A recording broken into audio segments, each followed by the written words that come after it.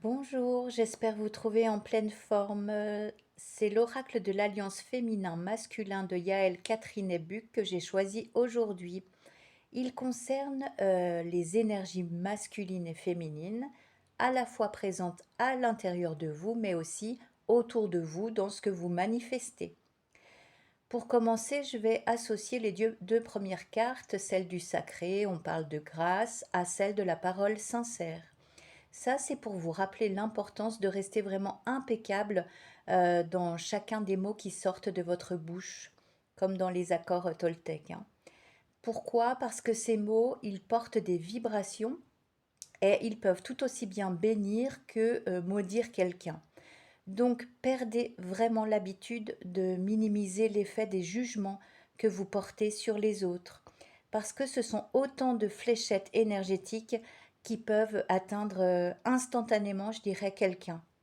D'ailleurs, si vous souhaitez accueillir plus de bien, plus de réussite, de bénédiction dans votre vie, eh bien, commencez vraiment par arrêter de médire, arrêter de dénigrer les autres pendant quelque temps. Vous verrez la différence de ce qui vient à vous et puis la belle énergie qui s'installe. En ce moment, vous pouvez vous sentir oppressé parce que on vient travailler sur vos basses vibrations, sur les parts sombres de vous-même qui se tapissent encore, sous des faux semblants.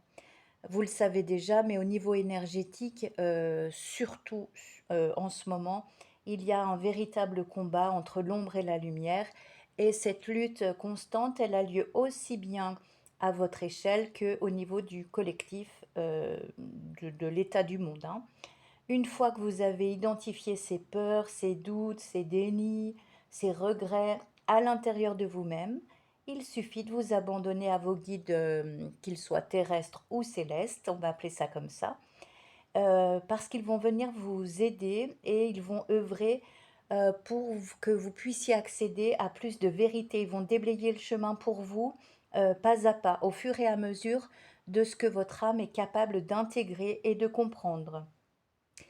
Petit bonus, pour ceux qui auront vraiment, purifié leur être dans les moindres recoins, il se peut que vous ayez prochainement des montées de Kundalini. Alors ne forcez surtout pas les choses, si ça doit se faire, ça se fera au plus juste moment. On ne joue pas avec ça parce que c'est une énergie très, très élevée et elle ne se manie pas, en dilettante, voilà. N'hésitez pas aussi à passer des moments en tête-à-tête avec vous-même, parce que vous ne soupçonnez pas à quel point ça peut régénérer votre force d'amour.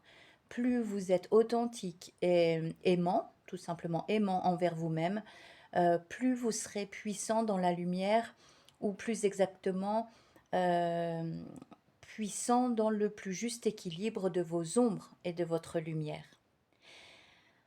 Après, alors on vous dit qu'un partenaire va se présenter à vous, mais il n'a pas l'air tout à fait libéré d'une situation. Il se peut qu'il soit déjà engagé avec quelqu'un ou autrement, c'est parce qu'il est encore bien empêtré, dans une multitude de croyances limitantes. Ce qui me fait dire ça, c'est l'illustration où on voit les rubans jaunes là qui encerclent encore ses poignets comme des menottes énergétiques. Surtout, ne jouez pas le rôle du sauveur que vous interprétez à merveille. Ça, je le sais, hein, si vous regardez ce tirage, c'est pas pour rien. Mais interrogez-vous plutôt sur le fait de son arrivée dans votre vie. Vous demandez ben, ce qu'il vient ou ce qu'elle vient vous enseigner. Quoi qu'il en soit, le vent du changement est déjà là et rien ni personne ne peut l'arrêter. Je vous souhaite une très belle journée et je vous remercie de votre écoute. À tout bientôt.